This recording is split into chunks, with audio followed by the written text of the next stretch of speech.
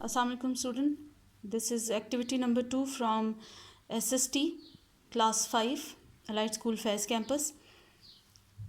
The question number 1 is how climate affect our life explained with example. Climate is कि आपका जो आपके जिस एरिया में आप रहते हैं वहाँ पे कितनी ज़्यादा गर्मी है, सर्दी है, स्नोफॉल होती है या रेनफॉल होती है, ठीक है. सो वहाँ पे रहने वाले लोग उसके साथ कैसे कोप करते हैं.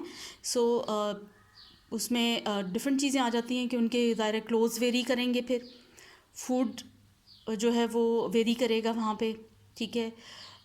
गर्म एरियाज़ होंगे तो ठंडा जो है खाना खाया जाएगी, ठंडी चीज़ें खाई जाएंगी. और अगर ठंडा एरिया है तो वहाँ पे गर्म चीज़ें खाई जाएंगी.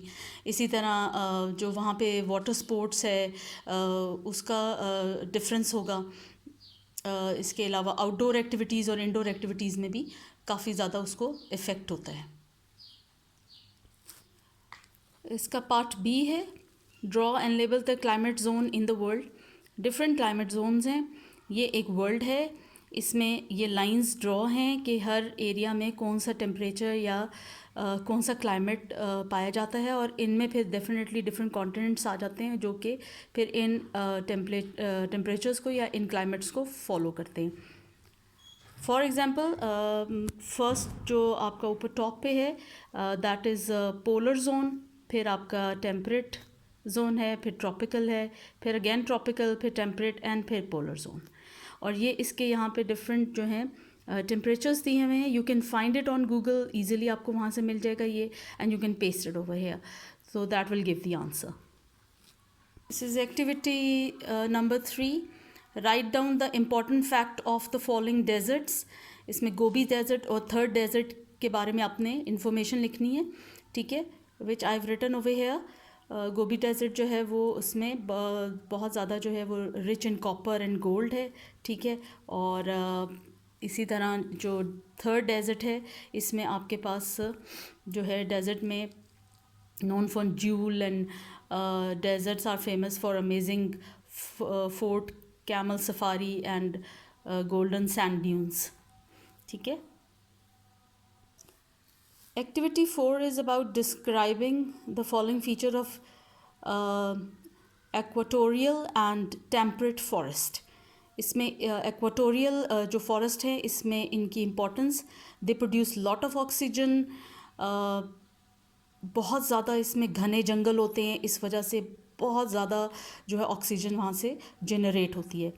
इन फॉरेस्ट में कौन कौन से एनिमल्स पाए जाते हैं वो आई हैव लिस्टेड है. गोरिल्ला है, पॉइजन डार्ट फ्रॉग है, मंकीज़ हैं, स्लॉथ हैं, ठीक है. टेम्परेचर यहाँ पे 30 से 35 डिग्रीज तक होता है एनुअल टेम्परेचर. हाई ह्यूमिडिटी होती है यहाँ पे क्योंकि रेनफॉल बहुत ज़्यादा है, इस वजह से. इसके बाद जो the people who live here in these forest, इनको हम ट्राइबल पीपल कहते हैं जो कि यहाँ पे रहते हैं. इसके बाद हमारे पास टेम्परेट फॉरेस्ट है. टेम्परेट फॉरेस्ट वो होते हैं जहाँ से आपको अगेन वो फॉरेस्ट हैं तो वहाँ से आपको ऑक्सीजन भी मिलेगी, फूड भी मिलेगा, टिम्बर भी मिलेगा. और लेकिन इनको डिस्ट्रॉय करने से वहाँ पे बहुत ज़्यादा एसिड रेन हो रही है. इसके बाद एनिमल फूड्स हैं. क्या मिलेगा, एनिमल्स फाउंड क्या क्या मिलेंगे यहाँ पे एनिमल्स, वो आपको मैंने यहाँ पे लिख दिए हैं. इसमें ग्रे स्क्विरल है, ब्लैक बेयर्स हैं, रेड वुल्फ्स हैं, वुड माउसेस हैं, रेड टेल्ड हॉक्स हैं, यहाँ पे पाए जाते हैं. इसके बाद यहाँ पे टेम्परेचर जो है वो 50 फ़ारेनहाइट या 10 डिग्रीज तक होता है. समर में माइल्ड होता है और विंटर में इट्स वेरी फ्रीजिंग. इसके बाद यहाँ पे जो human people do go over there and interact and they are living there. वहाँ पे वुड हाउसेस बना के वो वहाँ पे रहते भी हैं, लेकिन इससे फॉरेस्ट जो है वो काफ़ी ज़्यादा जो है वो डैमेज हो रहे हैं. यहाँ पे मैंने इक्वेटोरियल फॉरेस्ट की आपको दे दी है, यहाँ पे डेफिनेशन भी दे दी है, यहाँ पे टेम्परेट की दे दी है, ठीक है. So you can read this as well. Activity 7.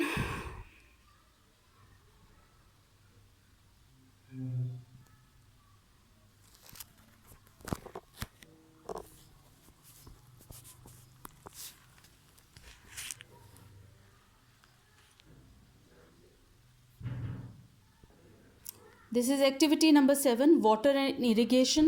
Define the following, इसमें कैनाल, शदूफ, पर्शियन व्हील एंड कारेज के बारे में आपने इनको डिफ़ाइन करना है यहाँ पे।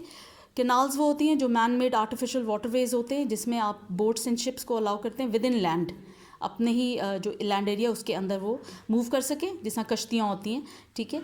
और दे कन्वे वाटर फॉर इरिगेशन, और ये आपकी फसलों के लिए पानी भी देते हैं। शदूफ जो है वो ज़्यादा इजिप्शियन और इंडियन यूज़ करते हैं इसको।